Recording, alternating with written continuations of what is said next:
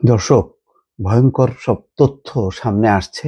এগুলো আসলে আপনাদের সামনে বলতেও কষ্ট হচ্ছে, কিন্তু বলতেই হচ্ছে। কেননা এর শেষ দেখতে হবে। এখন এগুলো ঢেকে রাখার সময় না, বা ঢেকে রেখেও লাভ হচ্ছে না।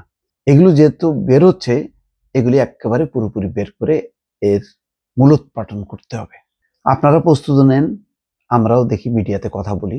সবাই মিলে যদি আমরা এই সমাজকে ঠিক না করতে পারি, আমাদের সমাজ ধ্বংস হয়ে যাবে। আমরা সব ধ্বংস হয়ে যাব। আমাদের অস্তিত্ব না থাকাই ভালো তখন। কি সব কাহিনী দেখেন। একটা চুরির ঘটনা।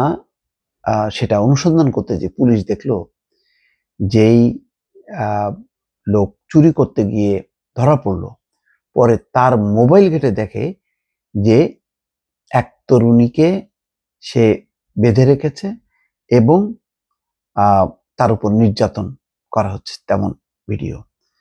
এবং পরে জিজ্ঞাসাবাদকালে বের হয়ে আসে যে শুধু বেঁধে রেখে তাকে নির্যাতন করা হয়নি, তাকে রীতিমতো ধর্ষণের পর হত্যাও করা হয়। তেমনই একটি চাঞ্চল্যকর ঘটনা পঞ্চগড়ের আটোয়ারিতে ইজি বাইক চুরি করতে গিয়ে ধরা পড়েন রিফাত বিন সাজ্জাদ, বয়স 23। স্থানীয়রা তাকে গণধোলাই দিয়ে পুলিশে দেন। পরে পুলিশের জিজ্ঞাসাবাদে বেরিয়ে আসে চাঞ্চল্যকর তথ্য। তার মোবাইলে এক তরুণীকে বেঁধে রাখা এবং নির্যাতনের ভিডিও দেখতে পায় পুলিশ। ভয়ঙ্কর ব্যাপার। তার মানে কতখানি ফেরোসাস, সে ভিডিও করছে। পরে তাকে জিজ্ঞাসাবাদ করলে অজ্ঞাত পরিচয় ওই তরুণীকে হত্যার লোমহর্ষক বর্ণনা দেন তিনি। দেখেন অবস্থা। সোমবার দুপুরে পঞ্চগড় পুলিশ সুপার কার্যালয়ে সংবাদ সম্মেলনে হত্যাকাণ্ডের বিস্তারিত তথ্য তুলে ধরেন পুলিশ সুপার মিজানুর রহমান মুন্সি।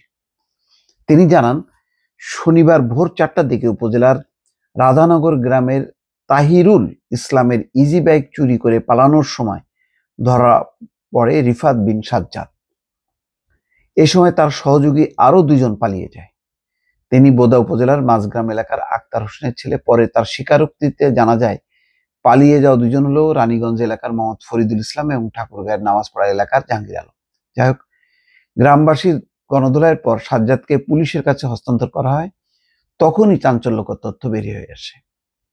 তিনি গত 13ই জানুয়ারি রাধানগর কিসমত রেল স্টেশন এলাকায় এক নারীকে ধর্ষণের পর হত্যা করেছিল বলে স্বীকার করে। দেখেন, 23 বছর বয়স, 27 বছর বয়সী এক নারীকে সে ধর্ষণ করে এবং হত্যাও করে। পুলিশ তার মোবাইলে হত্যাকাণ্ডের ছবি, ভিডিও উদ্ধার করে।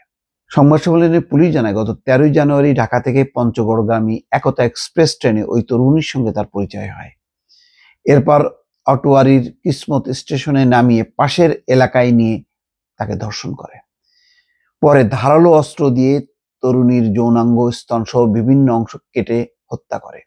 পরে মরদেহ রেল লাইনে ফেলে যায়। পরদিন কিসমত এলাকায় রেল লাইনে ক্ষত বিক্ষত ওই নারীর মরদেহ উদ্ধার করে পুলিশ। আরে, এই ঘটনায় থানায় অপমৃত্যুর মামলা হয়।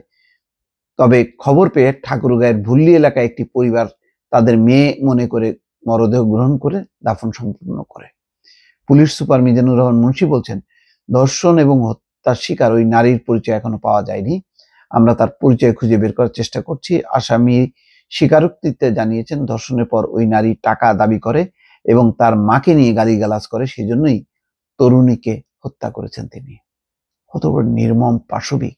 হ্যাঁ, তাও ঘটনাক্রমে তাকে ইজি বাইক চুরি করছে, গণধোলাই দিয়ে তার মোবাইল থেকে এই জিনিস উদ্ধার করা হয়। তা নাহলে তো মোবাইলে যদি এই ধারণ না করতো সে, এবং মোবাইলে যদি মোবাইল তার কাছে যদি না থাকতো, তাহলে এইরকম একটা লোমহর্ষক কাহিনী বা ঘটনা চাপায় পড়ে যেত। এরকম কত কাহিনী, কত ঘটনা চাপা পড়ে আছে দর্শক আমাদের সমাজে, তার কোনো ইয়াত্তা নেই।